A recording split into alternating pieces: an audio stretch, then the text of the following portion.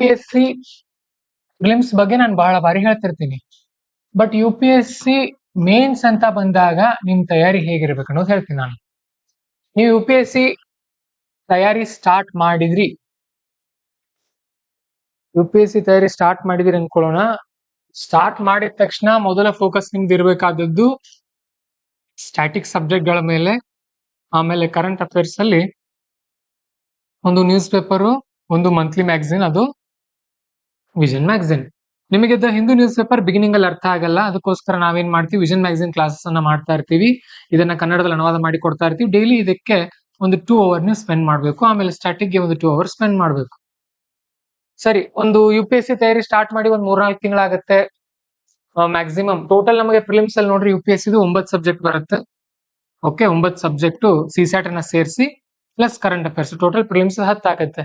ಇದರಲ್ಲಿ ಒಂದು ಅರ್ಧ ಮುಗಿಸ್ಕೊಂಡಿದ್ದೀರಿ, ನಿಮ್ಗೆ ಟೈಮ್ ಜಾಸ್ತಿ ಸಿಗ್ತಾ ಇದೆ, ಸರ್ ನಾನು ಏನ್ ಮಾಡ್ಲಿ, ನಾನು ಸ್ವಲ್ಪ ಮೇನ್ಸ್ ಮಾಡ್ಬೇಕು ಅನಿಸ್ತಾ ಇದೆ ಅನ್ನೋರು, ಮತ್ತು 1 ವರ್ಷ ಈಗಾಗಲೇ UPSC ಕೋಚಿಂಗ್ ತಗೊಂಡಿರೋರು ಮೇನ್ಸ್ ತಯಾರಿಯನ್ನ ಸ್ಟಾರ್ಟ್ ಮಾಡ್ಬೇಕು. ಹೇಗ್ ಮಾಡ್ಕೊಳ್ಬೇಕು ನೋಡಿ. ಮೇನ್ಸ್ ಅಂತ ಅಂದ್ರೆ ಸಬ್ಜೆಕ್ಟ್ಸ್ ಇದೆ. ಮೊದಲು ನಾನು ಲಿಸ್ಟ್ ಹೇಳ್ತೀನಿ ನಿಮಗೆ. GS1 ನಲ್ಲಿ ಯಾವ ಸಬ್ಜೆಕ್ಟ್ ಬರುತ್ತೆ ನೋಡಿ. ಮೇನ್ಸ್ ನಲ್ಲಿ GS1 ನಲ್ಲಿ ಬರೋದು ಆರ್ಟ್ ಅಂಡ್ ಕಲ್ಚರ್, ಎರಡನೇದು ಮಾಡರ್ನ್ ಇಂಡಿಯನ್ ಹಿಸ್ಟ್ರಿ, ಓಕೆ, ಮೂರನೇದು ವರ್ಲ್ಡ್ ಹಿಸ್ಟ್ರಿ. ನೋಡಿ, ಎಷ್ಟೋ ಜನ ವಿದ್ಯಾರ್ಥಿಗಳಿಗೆ ಗೊತ್ತಿಲ್ಲ ಏನಂದ್ರೆ, ನಮಗೆ ಮೇನ್ಸ್ ಅಲ್ಲಿ ಏನ್ಷಿಯಂಟ್ ಹಿಸ್ಟ್ರಿ ಮತ್ತು ಮಿಡಿವಲ್ ಹಿಸ್ಟ್ರಿ ಇಲ್ಲ. ನಮಗಿರೋದು ಆರ್ಟ್ ಅಂಡ್ ಕಲ್ಚರ್ ಮತ್ತು ಮಾಡರ್ನ್ ಇಂಡಿಯನ್ ಹಿಸ್ಟ್ರಿ ಮಾತ್ರ ಮೇನ್ಸ್ಗೆ. ಇನ್ನು 4ನೇ ಸಬ್ಜೆಕ್ಟ್ ಇಲ್ಲಿ ನಮಗೆ ಬರೋದು ಪೋಸ್ಟ್ ಇಂಡಿಪೆಂಡೆನ್ಸ್, ಸ್ವಾತಂತ್ರ್ಯ ಸಿಕ್ಕ ಮೇಲೆ. ಪೋಸ್ಟ್ ಇಂಡಿಪೆಂಡೆನ್ಸ್ ಬರ್ಕೊಡ್ರಿ ಇದನ್ನ. ಸ್ವಾತಂತ್ರ್ಯ ಸಿಕ್ಕ ಮೇಲೆ ಏನೇನಾಯ್ತು ಅನ್ನೋದ್ರ ಬಗ್ಗೆ. 5ನೇ ಸಬ್ಜೆಕ್ಟ್ ಇದರಲ್ಲಿ ಬರೋದು ಇಂಡಿಯನ್ ಸೊಸೈಟಿ ಅಥವಾ ಸೋಷಿಯಲ್ ಇಶ್ಯೂಸ್ ಅಂತ ಬರುತ್ತೆ. ಸೋಷಿಯಲ್ ಇಶ್ಯೂಸ್ ಅಂತ ಕೂಡ ಕರೀತಾರೆ ಅದನ್ನ. ಇನ್ನು 6ನೇ ಸಬ್ಜೆಕ್ಟ್ ಜಿಯೋಗ್ರಫಿ. 6ನೇ ಸಬ್ಜೆಕ್ಟ್ ಯಾವುದು ಅಂತ ಅಂದ್ರೆ ಜಿಯೋಗ್ರಫಿ, ನೆನ್ಪಿಟ್ಕೊಡ್ರಿ. ಇದಿಷ್ಟು ಸಬ್ಜೆಕ್ಟ್ UPSC GS1 ನಲ್ಲಿ ಬರುವಂತದ್ದು. ಇದ್ರಲ್ಲಿ ನೋಡಿ, ಆರ್ಟ್ ಅಂಡ್ ಕಲ್ಚರ್ಗೆ ನಿಮ್ಗೆ ಸೆಪರೇಟ್ ಕ್ಲಾಸಸ್ ಏನು ಇರಲ್ಲ. ಪ್ರಿಲಿಮ್ಸ್ ಏನ್ ಮಾಡಿರ್ತೀವಿ ಅದೇ ಟಾಪಿಕ್ಸ್ ಸ್ವಲ್ಪ ಎಕ್ಸ್ಪ್ಲನೇಷನ್ ಮಾಡಿ ಕೊಡ್ತೀವಿ ಇದರಲ್ಲಿ. ಇನ್ನು ಮಾಡರ್ನ್ ಹಿಸ್ಟ್ರಿಗೂ ಕೂಡ ಏನು ಸಪರೇಟ್ ಕ್ಲಾಸಸ್ ಇರಲ್ಲ, ನೋಟ್ಸ್ ಅಷ್ಟೇ ಎಕ್ಸ್ಟ್ರಾ ಇರುತ್ತೆ. ಅದೇ ತರಹ ನಿಮಗೆ ಈ ಜಿಯೋಗ್ರಫಿಗೆ ಸಪರೇಟ್ ಕ್ಲಾಸಸ್ ಇರಲ್ಲ, same classes but notes extra ಇರುತ್ತೆ. ಇನ್ನು ವರ್ಲ್ಡ್ ಹಿಸ್ಟ್ರಿಗೆ ಸಪರೇಟ್ ಕ್ಲಾಸು, ಪೋಸ್ಟ್ ಇಂಡಿಪೆಂಡೆನ್ಸ್ ಗೆ ಸಪರೇಟ್ ಕ್ಲಾಸು ಮತ್ತು ಇಂಡಿಯನ್ ಸೊಸೈಟಿಗೆ ನಿಮಗೆ ಸಪರೇಟ್ ಕ್ಲಾಸಸ್ ಅನ್ನ ಮಾಡಲಾಗುತ್ತೆ. ನೆನ್ಪಿಟ್ಕೊಡಿ, ರೆಕಾರ್ಡೆಡ್ ಆದ್ರೂ ಕೊಡಬಹುದು ಅಥವಾ ಲೈವ್ ಆದ್ರೂ ಮಾಡಬಹುದು. ಸರಿ, ಈಗ ನೀವು ಮೇನ್ಸ್ ನೋಟ್ಸ್ ಮಾಡ್ಕೊಳ್ಳೋರು ಇದೀರಿ ಅನ್ಕೊಳ್ಳೋಣ. ಮೇನ್ಸ್ ನೋಟ್ಸ್ ಮಾಡ್ಕೊಳ್ಬೇಕು ಅಂದ್ರೆ ಇದ್ರಲ್ಲಿ ಪ್ರಿಫರೆನ್ಸ್ ಯಾವ್ದು ಕೊಡಬೇಕು? GS1 ನಲ್ಲಿ ಫಸ್ಟ್ ಪ್ರಿಫರೆನ್ಸ್ ನೀವು ಕೊಡ್ಬೇಕಾದದ್ದು ಇದರಲ್ಲಿ ಇಂಡಿಯನ್ ಸೊಸೈಟಿಗೆ. ಯಾಕಂತ ಹೇಳ್ತೀನಿ. ಎಲ್ಲಾ ಸೇರಿ 150 ಪೇಜ್ ನೋಟ್ಸ್ ಇರುತ್ತೆ. ಇದು ಎಲ್ಲಾ ಸೇರಿ 150 ಪೇಜ್ ನೋಟ್ಸ್. ಇದರಿಂದ ನಿಮ್ಗೆ 50 ಮಾರ್ಕ್ಸ್ ಪ್ರಶ್ನೆಗಳು ಕೇಳ್ತಾರೆ. ನೀವು ಜಿಯೋಗ್ರಫಿ ಓದ್ದಾಗ್ಲೂ ನಿಮ್ಗೆ ಅಷ್ಟೇ 50ರಿಂದ 80 ಸಿಗುತ್ತೆ. ನೀವು 150 ಓದ್ದಾಗ್ಲೂ ಅಷ್ಟೇ ಸಿಗುತ್ತೆ. ಸೊ ಹೈಯೆಸ್ಟ್ ಪ್ರಿಫರೆನ್ಸ್ ಇದಕ್ಕೆ ಕೊಡಬೇಕು. ಇದಾದ್ಮೇಲೆ ಪೋಸ್ಟ್ ಇಂಡಿಪೆಂಡೆನ್ಸ್ ಮಾಡ್ಕೊಳ್ಬೇಕು. ಅದಾದ್ಮೇಲೆ ನೀವು ಇಂಪಾರ್ಟೆನ್ಸ್ ಕೊಡಬೇಕಾದದ್ದು ಆರ್ಟ್ ಅಂಡ್ ಕಲ್ಚರ್ಗೆ, ಇದನ್ನ ಮುಗಿಸ್ಕೊಳ್ಳೋದು. ಅದಾದ್ಮೇಲೆ ಮಾಡರ್ನ್ ಹಿಸ್ಟ್ರಿ, ಪ್ರತಿಯೊಂದರದ್ದು ಶಾರ್ಟ್ ನೋಟ್ಸ್ ಮಾಡ್ಕೊಳ್ಬೇಕು ಮೇನ್ಸ್ದು. ಇದಾದ್ಮೇಲೆ ಇಂಪಾರ್ಟೆನ್ಸ್ ಕೊಡಬೇಕಾಗಿರೋದು ಜಿಯೋಗ್ರಫಿಗೆ. ಇದಾದ್ಮೇಲೆ ಕೊನೆಗೆ ವರ್ಲ್ಡ್ ಹಿಸ್ಟ್ರಿ. ಇದನ್ನ ಮಾಡಿದ್ರು ನಡೆಯುತ್ತೆ, ಇಲ್ಲ ಜಸ್ಟ್ PYQ ನೋಡ್ಕೊಂಡು ಹೋದ್ರು ನಡೆಯುತ್ತೆ. ಇವು ಪ್ರಿಫರೆನ್ಸ್ ವೈಸ್ ನೆನ್ಪಿಟ್ಕೊಡ್ರಿ GS1 ನಲ್ಲಿ. ಸರಿನಾ? ಇಲ್ಲ ವೇಟ್ ಮಾಡಿ, ನಾನು ಕಂಪ್ಲೀಟ್ ಎಲ್ಲಾ ಸಬ್ಜೆಕ್ಟ್ ಹೇಳಿ ಕೊನೆಗೆ ಹೇಳ್ತೀನಿ ಯಾವ ಸಬ್ಜೆಕ್ಟ್ ಅನ್ನ ಮೊದಲು ಮುಗಿಸ್ಕೊಡ್ರಿ ಅಂತ. ಮೊದಲು GS1 ಸಬ್ಜೆಕ್ಟ್ ನಿಮ್ಗೆ ಗೊತ್ತಾಯ್ತು. ಇನ್ನು GS2 ನಲ್ಲಿ ನೋಡಿ ಯಾವ್ದು ಬರುತ್ತೆ.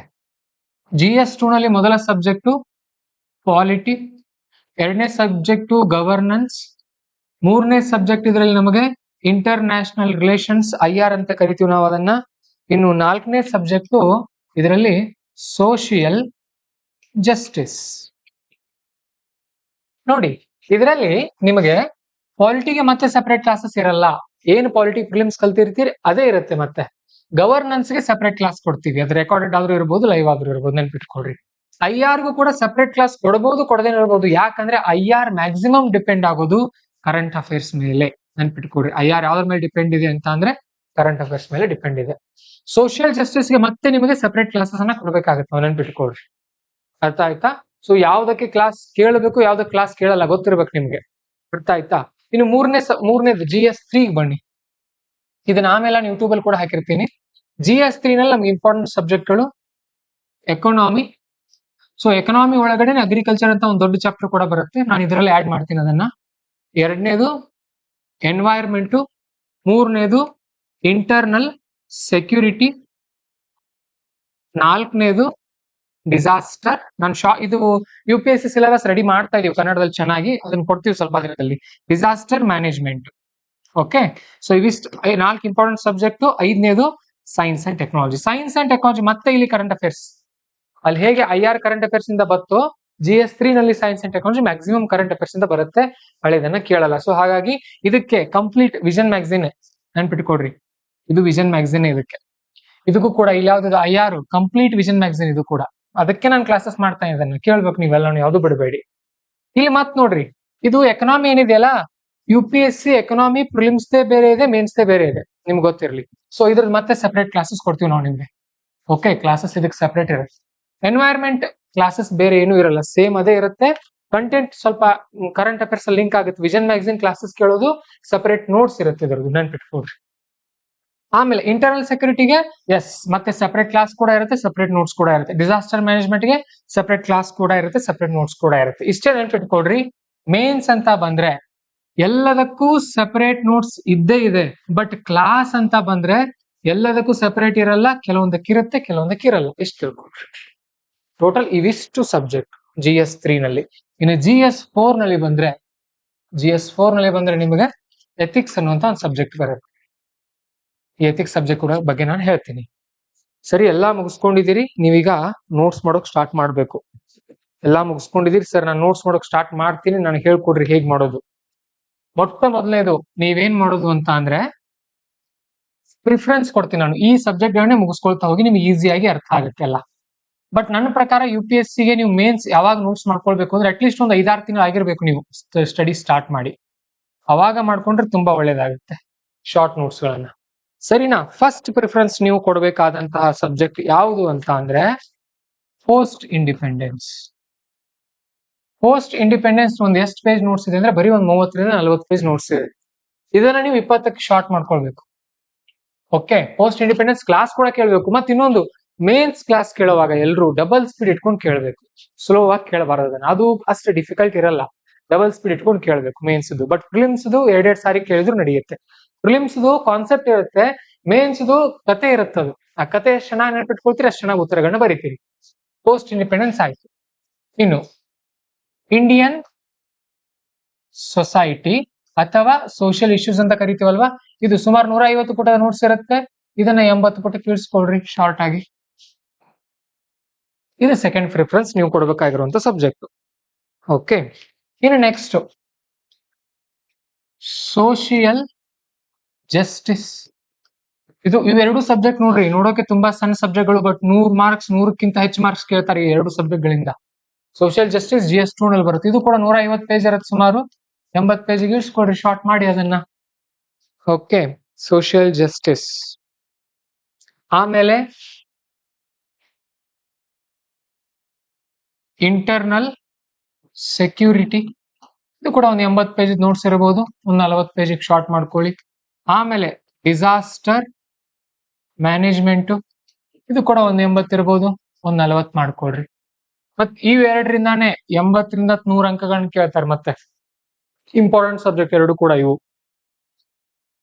ಓಕೆ, ಇವಿಷ್ಟನ್ನ ಮುಗಿಸ್ಕೊಳ್ಬೇಕು ಮೊದ್ಲು. ಇನ್ನು ಇದರ ನಂತರ ನೀವು ಮತ್ತೆ art and culture, modern history, art and culture, modern history, post independence ಆಗಿದೆ, ಇಂಡಿಯನ್ ಸೊಸೈಟಿ ಆಗಿದೆ. ನೆಕ್ಸ್ಟ್ ಗವರ್ನೆನ್ಸ್ ಆಯ್ತು. ನೆಕ್ಸ್ಟ್ ಎನ್ವೈರ್ಮೆಂಟ್ ಆದ ತಕ್ಷಣ ಜಿಯೋಗ್ರಫಿ ಆದ ತಕ್ಷಣ 11ನೇದು ಎಕಾನಮಿ. ಓಕೆ, 11ನೇದು ಎಕಾನಮಿ ಮಾಡ್ಕೊಳ್ತೀರಿ. ನೆಕ್ಸ್ಟ್ 12ನೇದು ಆರ್ಟ್ ಅಂಡ್ ಕಲ್ಚರ್ ಆಯ್ತು, ಮಾಡರ್ನ್ ಹಿಸ್ಟ್ರಿ ಆಯ್ತು, ಪೋಸ್ಟ್ ಇಂಡಿಪೆಂಡೆನ್ಸ್ ಆಯ್ತು, ಜಿಯೋಗ್ರಫಿ ಆಯ್ತು, ಇಂಡಿಯನ್ ಸೊಸೈಟಿ ಆಯ್ತು, ಪಾಲಿಟಿ. ಇಲ್ಲಿ ಪಾಲಿಟಿ ತಗೊಳ್ರಿ. ನೆಕ್ಸ್ಟ್ ಗವರ್ನೆನ್ಸ್ ಆಗಿದೆ, ಜಸ್ಟಿಸ್ ಆಗಿದೆ. ನೆಕ್ಸ್ಟ್ ಎಕಾನಮಿ ಆಗಿದೆ, ಎನ್ವೈರ್ಮೆಂಟ್ ಆಗಿದೆ, ಇಂಟರ್ನಲ್ ಸೆಕ್ಯೂರಿಟಿ, ಡಿಸಾಸ್ಟರ್ ಮ್ಯಾನೇಜ್ಮೆಂಟ್ ಆಯ್ತು. ನೆಕ್ಸ್ಟ್ ಇನ್ನು ಇಂಟರ್ನ್ಯಾಷನಲ್ ರಿಲೇಷನ್ಸ್ ಮತ್ತೆ ಸೈನ್ಸ್ ಅಂಡ್ ಟೆಕ್ನಾಲಜಿ, ಇವೆರಡು ಕರೆಂಟ್ ಅಫೇರ್ಸ್. ವಿಷನ್ ಮ್ಯಾಗಝಿನ್ ಓದ್ಕೊಂಡಿದ್ರೆ ಸಾಕು. 1 2 3 4 5 6 10 15 ಒಂದ್ ಯಾವ್ದೋ ಸಬ್ಜೆಕ್ಟ್ ಉಳಿತಾ ಇದೆಯಲ್ಲ, ವರ್ಲ್ಡ್ ಹಿಸ್ಟ್ರಿ. ಕೊನೆಗೆ ವರ್ಲ್ಡ್ ಹಿಸ್ಟ್ರಿ PYQಗಳನ್ನ ನೋಡ್ಕೊಂಡು ಹೋಗೋದು. ಇಲ್ಲ ಈ ವರ್ಷ ನಾವು ಕ್ಲಾಸ್ ಮಾಡ್ತೀವಿ. ಇಷ್ಟು ಸಬ್ಜೆಕ್ಟ್ ಇದೆ ನೋಡ್ರಿ ಮೇನ್ಸ್ಗೆ.